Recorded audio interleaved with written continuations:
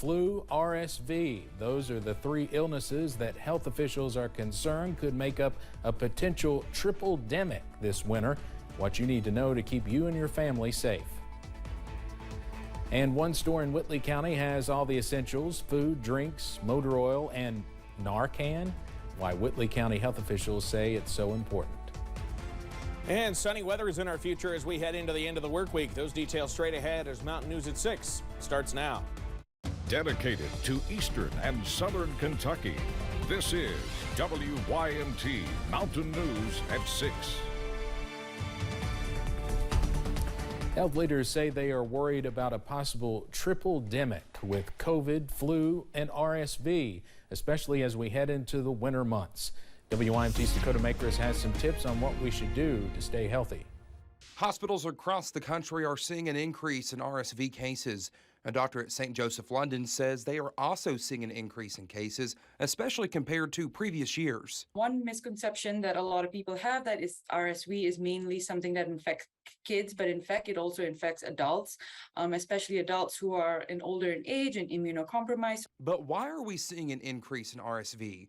Doctors say it is likely because RSV has mutated. The form that's around right now is likely something that's a little bit more infectious. You can get COVID, flu, and RSV at the same time. You see right now, if someone has COVID and then they contract flu on top of that, it can really compound the negative impact on an individual, all these different viruses attacking the respiratory system at the same time. Health professionals say one cause that likely led to an increase in viruses is people are no longer following pandemic-era health guidelines, like wearing masks and washing their hands often. So when someone coughs, sneezes, someone can be infected by those droplets that are expelled.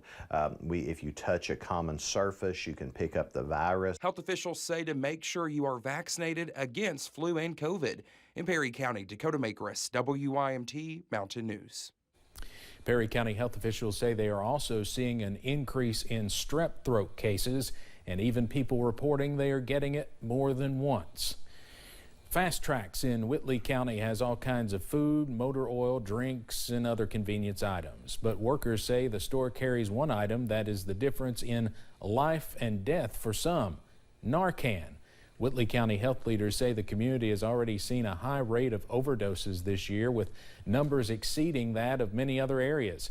The Narcan comes as a nasal spray, and health leaders say it is incredibly easy to give someone who has overdosed. Our belief at the health department is everybody should have access, know how to use naloxone, and should view it like CPR.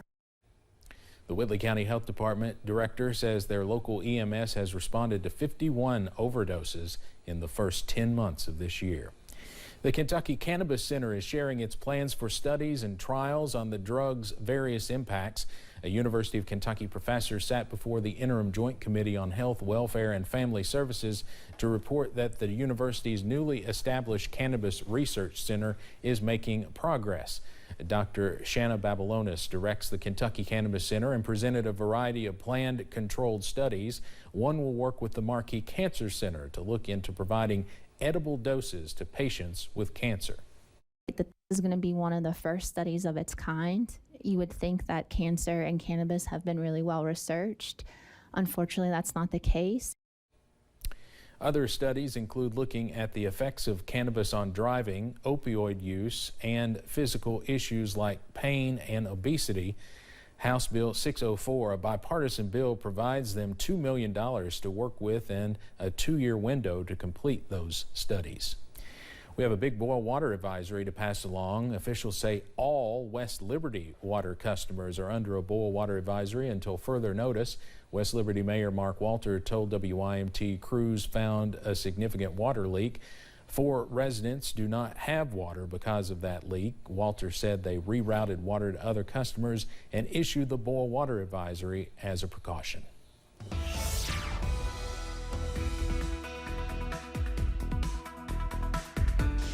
Well, it's chilly out there. We continue to watch some rather cool conditions throughout the evening, and you could thank a thick layer of clouds for that. A live look from our camera at Pikeville Medical Center overlooking downtown Pikeville. They're at 49 now as things remain on the cool side. The good news, it is at least dry.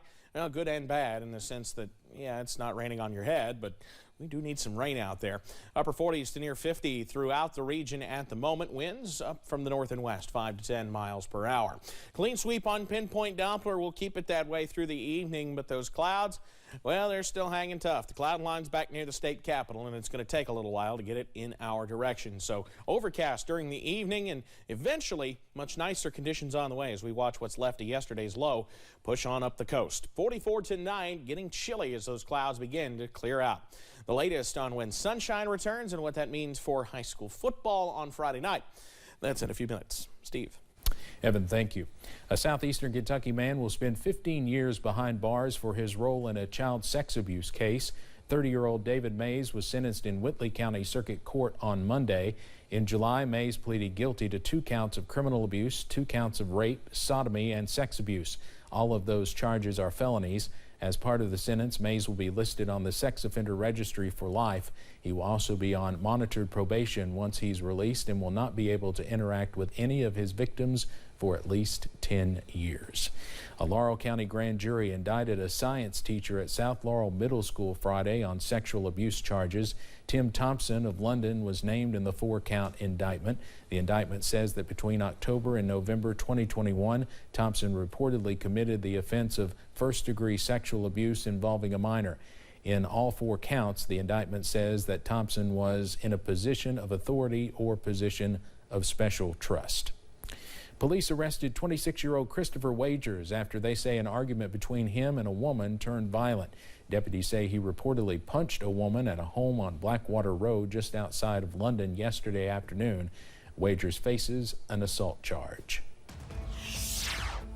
Well, coming up, sunny weather on the way by tomorrow morning. I've got the very latest on that right after this. Plus, what happens when engineering meets compassion? For one kid, it means a sweeter Halloween.